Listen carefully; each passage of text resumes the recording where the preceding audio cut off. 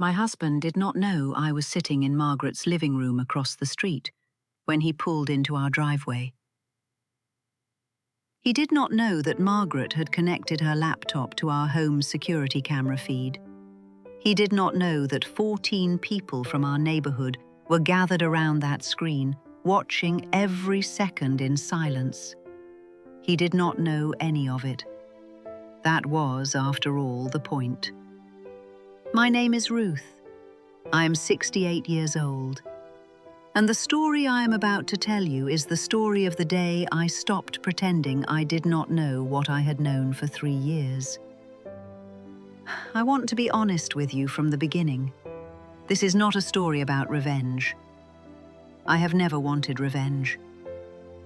It is a story about the quiet decision a woman makes when she has finally collected enough evidence, not to destroy someone, but simply to stop covering for them.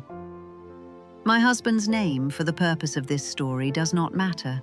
I will call him what our neighbors called him, Gerald. He was a well-liked man, charming in the way that certain men learn to be charming, not out of warmth but out of necessity. A smile that arrived just fast enough. A handshake that lasted exactly the right amount of time. We had been married for 41 years. 41 years. I spent a long time trying to figure out at which point I had stopped being his wife and started being his alibi. The house we built together, 3 bedrooms, a kitchen with yellow tiles I chose in 1987, a back garden with 2 apple trees, was the only thing in our marriage that had never lied to me. It knew what had happened inside its walls. And in the end, it was the house that told the truth. I had arranged to be away for the weekend. That was the setup. I told him I was visiting my sister in Bristol. I packed a bag. I kissed him on the cheek. I drove 2 streets away, parked the car behind the community centre, and walked to Margaret's house through the side alley we had used as children, back when this was the kind of neighborhood where children played in the street until dark. Margaret had helped me set up the security camera 3 months earlier. Not for this, or at least not only for this. She told me she was worried about package thefts. We both knew what we were really doing. We installed one above the front door, one in the hallway, one in the kitchen. The system connected to her phone, and from her phone to her laptop. I had not told anyone else about the plan. Margaret told 7 people. By the time Gerald pulled into the driveway, there were 14 of us. I had not planned for that. But I also did not ask them to leave. I should tell you what I knew and when I knew it, because none of this happened the way people might imagine. The first time I suspected, Gerald was on a work trip to Edinburgh. I found a hotel receipt in his jacket pocket, not for the hotel where his company had booked him. I set it on the kitchen table and looked at it for a long time. Then I folded it, put it back in his pocket, and ironed his shirts for the following week. I have thought about that moment many times since. Why did I put it back? I think the honest answer is that I was not ready to know what I already knew. There is a difference between suspecting and confirming. When you suspect, you can still choose the version of your life that is easier to live inside. When you confirm, that choice is gone. I was not ready to lose the choice. The second time was more specific. I noticed he had started carrying a second mobile phone, an older model, different case. He said it was for work calls, an old SIM he had never cancelled. I did not challenge him. I began, instead, to pay attention. Over the following 2 years, I paid very close attention. I wrote nothing down. I kept it all here, in the part of the mind where a woman stores the things she is not yet ready to act on, but cannot afford to forget. I knew her first name was Catherine. I knew she worked somewhere in the city centre. I knew Gerald told her I was cold and distant, that we had not had a real marriage for years. I know this because one evening I listened to a voicemail he had not deleted. She was asking him when he was going to tell me. Her voice was not unkind. She was tired. The strangest thing about that moment was that I felt almost sorry for her. She'd been told a story about his wife. That story was not me. She did not know she was waiting for a man who would never choose anyone over his own comfort. Not me, not her. She was waiting for a decision he had already made, which was to make no decision at all. I did not confront him. People always ask why, and I never quite know how to answer in a way that makes sense to someone who has not been inside a long marriage. You do not simply walk into the kitchen one morning and dismantle 40 years because you found a second phone. You sit with it. You grieve the marriage you thought you had. You slowly, carefully begin to decide what kind of woman you want to be on the other side of this. I had decided. It had taken me 3 years, but I had decided. I was not going to confront him in our kitchen, where he could manage his expression and choose his words. I was going to let the house do it. At 4:15 in the afternoon, Gerald's car turned onto our street. The room went quiet. 14 people, not one of them speaking. He parked in the driveway. He always parked in the driveway, one of those small habits that stays loyal even when the man himself does not. He got out and opened the passenger door. A woman stepped out. She was perhaps 10 years younger than me, well-dressed. She looked at the house the way a person looks at something they have thought about for a long time, but are seeing in person for the first time. I understood then that he had been describing the house to her, maybe describing us, what it had once been, what it would be once I was gone. I do not know exactly what he had told her, but she looked at that house the way you look at something that is about to become yours. They went inside. I watched on the screen as he opened the front door, our front door, with the brass handle I polished every Sunday, and held it open for her. You seemed relaxed, lighter than I had seen him in years. That is the detail I have never forgotten. You seemed lighter. 41 years of marriage, and the man became lighter the moment he thought I was gone. I will not describe everything that appeared on the screen. I will say that he walked her through the house in a way that told me he had been waiting to do this for a long time. He showed her the kitchen. He showed her the back garden. He paused at the threshold of what had been our bedroom for 4 decades and said something I could not hear. The microphone did not carry from that far. Whatever he said, she smiled. Nobody in Margaret's sitting room spoke, not one word. I was aware of people looking at me from time to time, not knowing what expression to hold. I kept my eyes on the screen. I was not crying.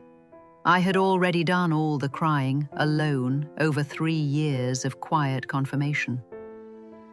There was nothing left in me that needed to spill out in someone else's living room.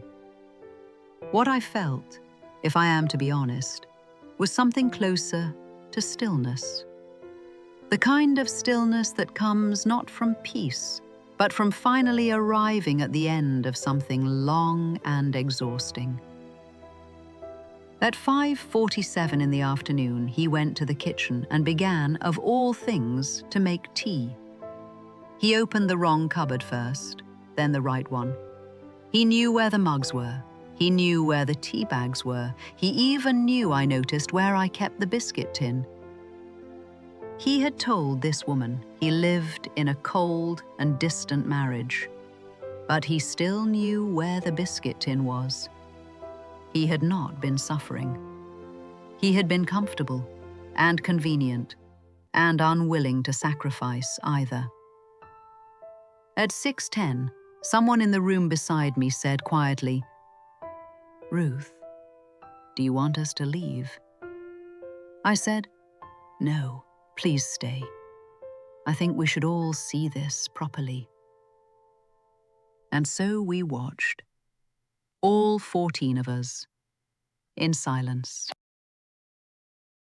At 6:23, I rang the doorbell. Margaret had offered to drive me. I walked instead. 2 streets. The evening air was cool. I could see the light on in the kitchen window. I stood at the front door of the house I had lived in for 37 years and rang the bell. Gerald answered the door. His face went through 4 or 5 expressions in less than 2 seconds. I watched them pass like weather. Shock, calculation, something that may have been guilt, though I have never been fully certain Gerald experienced guilt the way other people do. And then the version of his face he always fell back on when he needed time. A kind of careful, managed concern. You said, "Ruth, I thought you were in Bristol." I said, "I know you did." I did not walk past him into the house. I stayed on the doorstep. I had thought about this part carefully. I did not want to be inside the house for what came next. I wanted to be in the open, where the air was clean, and where 14 people standing quietly at the end of the driveway could see us both clearly. He had not noticed the neighbors yet. He was still managing his expression. I said, "I want you to know that I have known about Catherine for 3 years. I have been collecting information and organizing my finances for the last 18 months. On Monday, I have an appointment with a solicitor. The house is in my name, Gerald. It has been in my name since 2009, when we remortgaged and you asked me to handle it because you were traveling so much. I don't think you ever checked." That was the sentence. That was the sentence that changed the shape of everything.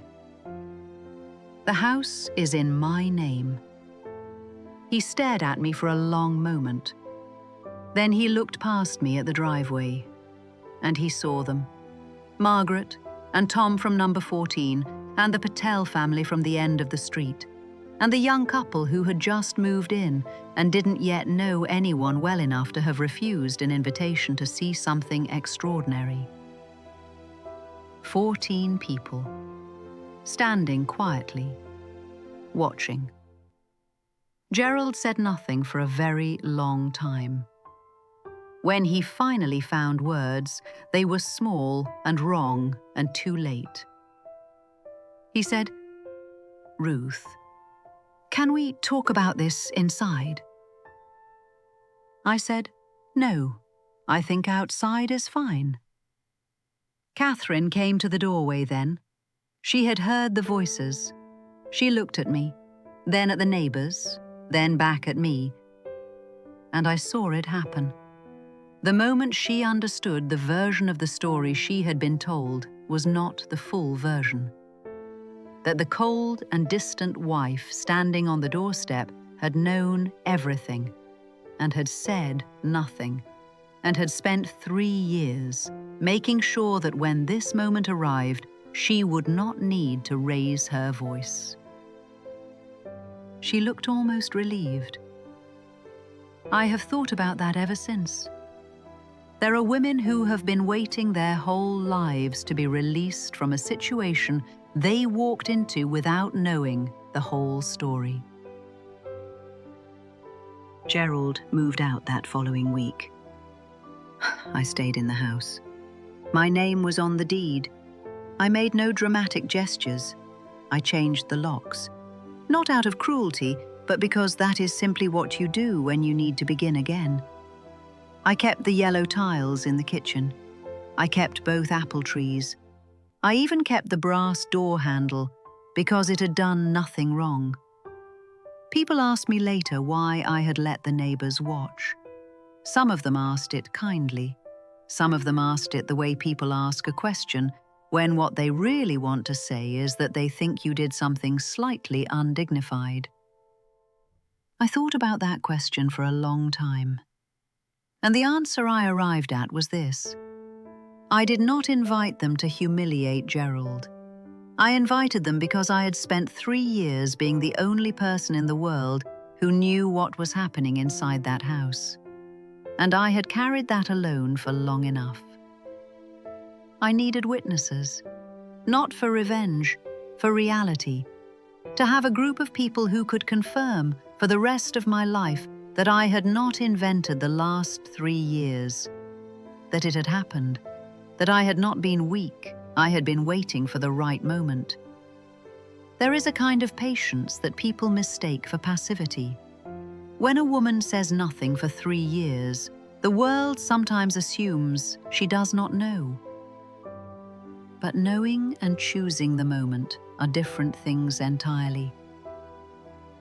I was never passive. I was precise. If there is anything I would want to leave with you today, it is this. The people in your life who have said nothing are not always the people who know nothing. Sometimes the quietest person in the room is the one who knows exactly where everything is kept, including the deed to the house. Silence is not weakness. Sometimes silence is the most patient and complete form of power a person can hold. I live alone now, and some days the house is very quiet. But it is a different kind of quiet than before. It is my quiet, and I have learned, late in life but not too late, that there is an enormous difference between a quiet that belongs to you and one that has simply been imposed upon you.